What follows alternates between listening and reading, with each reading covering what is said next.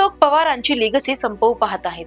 जनतेची इच्छा नसली तरी पवारांसमोर पवारच उभे राहणार आणि 2029 ला बारामतीचं मैदान कोण गाजवणार याचा चेहरा आताच ठरलाय. हे आम्ही म्हणत नाही, तर हे खळबळजनक वक्तव्य केलंय खुद आमदार रोहित पवार यांनी. तर मित्रांनो, बारामतीच्या राजकारणातून या क्षणाची सर्वात मोठी बातमी समोर येत आहे. बारामती म्हणजे पवारांचा बालेकिल्ला, पण याच बालेकिल्ल्यात आता 2029च्या रणसंग्रामाची ठिणगी आताच पेटली आहे. आज बारामती विधानसभेच्या पोटनिवडणुकीसाठी मतदान होत असताना आमदार रोहित पवार यांनी एक असं विधान केलंय ज्याने संपूर्ण महाराष्ट्राच्या राजकीय वर्तुळात खळबळ उडवून दिली आहे. 2029 ला बारामतीत पुन्हा पवार विरुद्ध पवार सामना होणार. हा प्रश्न आता रोहित पवारांच्या विधानानंतर ऐरणीवर आला आहे.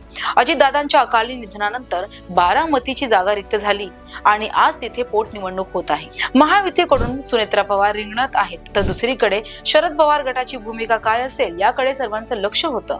मात्र आज मतदानाच्या दिवशी रोहित पवारांनी थेट 2029चं भाकीत वर्तवलं आहे. रोहित पवार म्हणाले की बारामतीमध्ये भविष्यात जय पवार विरुद्ध युगेंद्र पवार असा सामना होऊ शकतो.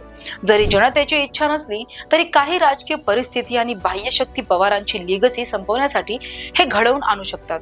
या विधानाने राजकीय तज्ञांच्या भुवया उंचवल्या आहेत. पवारांचं राजकीय वर्चस्व कमी करण्यासाठी काही पक्ष जाणीवपूर्वक कुटुंबात फूट पाडत असल्याचा आरोप रोहित पवार यांनी केला आहे. कुटुंबाने एकत्र यावं ही दादांची मनापासून इच्छा होती, पण राजकारणात पवार विरुद्ध पवार ही लढत टाळणं आता कठीण झालंय का? की दादा जिवंत असते तर पक्षाचं विलिनीकरण झालं असतं, असं खळबळजनक विधान करत रोहित पवारांनी जुन्या चर्चांना उजाळा दिला आहे. रोहित पवारांच्या विधानामागे नेमका काय संकेत आहे?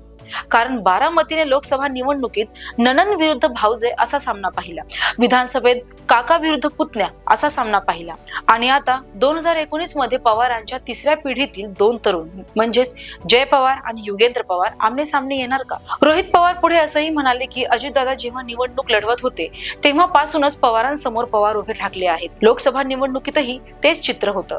त्यामुळे भविष्यात पवार साहेब जो निर्णय घेतील तो आम्हाला मान्य असेल. पण त्यांनी जय आणि युगेंद्र पवारांच्या नावाचा उल्लेख केल्यामुळे बारामतीच्या भविष्यातील संघर्षाची ही नांदी मानली जात आहे. एक काळ असा होता जेव्हा बारामती म्हणजे एकजूट मानली जायची, पण आज त्याच बारामतीत भविष्यातील संघर्षाच्या चर्चा रंगत आहेत. तुम्हाला काय वाटतं? रोहित पवारांनी केलेलं हे भाकीत खरं ठरेल का? बारामतीकर पुन्हा एकदा घरातीलच दोन पवारांमध्ये विभागले जातील का? तुमच्या प्रतिक्रिया आम्हाला कमेंटमध्ये नक्की सांगा आणि महाराष्ट्राच्या अशाच ताज्या आणि वेगवान घडामोडींसाठी पाहत राहा थेट बातमी.